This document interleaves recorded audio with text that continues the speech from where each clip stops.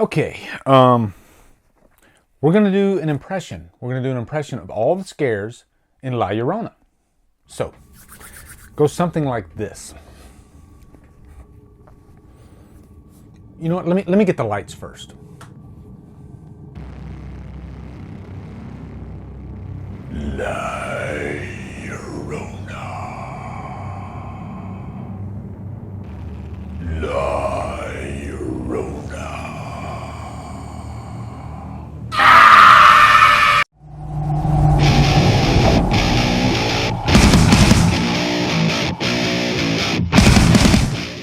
The Curse of La Llorona stars Linda Cardellini, Raymond Cruz, and is directed by Michael Chavez.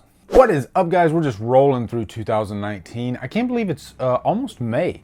But we're going to review a new movie in the Conjuring Universe. I almost forgot that this was in the Conjuring Universe. The Curse of La Llorona.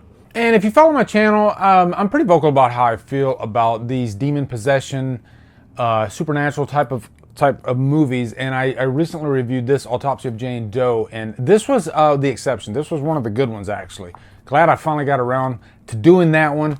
And now we're going to do Curse of La Llorona. And let me just say, this was probably one of my least favorite trailers of the year. It was just so cliche, and they pretty much used the exact same scare that they used in the Nun trailer. You know, that misdirection type of scare where, you know, the person is looking in the distance and they think they see something evil, and then something evil like pops up along the side of them. It's been done a million times. And even when they do it, they use that CGI face effect, which I think is really stupid. So I guess the good news is I went into this with the lowest possible expectations whatsoever. And I will say I came out, yeah, it was okay. But first off, quick plot synopsis. Who is La Llorona? This movie addresses that right at the beginning. And, you know, 300 years ago, in 1673, we have La Llorona with her family. And she was just this mother. You know, it's a pretty basic story, actually. This mother and her husband and their two children. They showed them in the field together. But the legend of La Llorona is that her husband cheated on her, and so to get revenge, she kills both of their children. And so it's such a tragic death that throughout history, she plagues other victims, you know, other children. It's like this ghost story. You know, if your children aren't good, then La Llorona is going to get them. Right at the beginning of the movie, this character, Patricia, she is protecting her children. They're already under the spell of La Llorona. And so she's keeping them in this closet. And along comes this child custody worker, Anna, who is our main character of the movie, played by Linda Cardellini. And of course, she doesn't believe Patricia. Horrible things happen, and then eventually La Llorona plagues Anna's family. Now, first off, the good of this movie, I do like the characters in this one, actually. I think Linda Cardellini does a good job playing Anna. You know, I think it's interesting that a child custody worker has the script flipped on her. You know, eventually, child custody is looking at her because she's under this curse.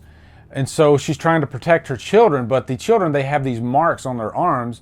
And of course, child custody, they see that as abuse. And one of my favorite scenes in the movie, actually, is when the daughter is taking a bath.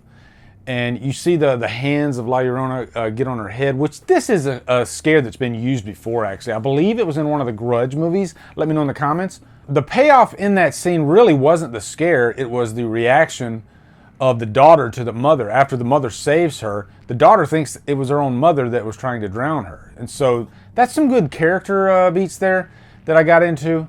And there's a few of those throughout this.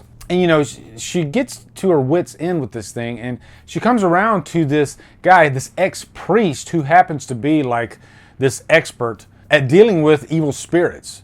And so he comes in to try to save the day, really, and protect his family. This guy was played by Raymond Cruz. I always remember Raymond Cruz from quite a few things, Breaking Bad specifically. He's phenomenal in Breaking Bad, actually. And he's also in like Alien Resurrection. I think that was one of his earlier movies. But he's one of the standouts in this movie. And before we jump into the cons, and there are plenty, the last act really saves this movie, because up until the last act, it was just stock. You know, there was really nothing that was jumping out, no pun intended. at me for this movie. There was nothing that, that was groundbreaking. But the last act worked pretty well because of the characters. And, this is the first time that La Llorona actually feels more like an actual physical threat. Whereas the first 2/3 of the movie, she feels just like a CGI scare. And luckily, it is the last act. So you get invested into it a little bit. You leave, I guess, on a high note. Now for the cons of the Curse of La Llorona. Like I said, that first 2/3 of this movie, I couldn't give a crap what was going on.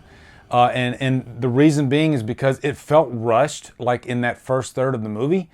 I really wanted them to kind of slow down a little bit and maybe let us learn a little bit more about La Llorona. Let us kind of ease into this family, especially this character Patricia.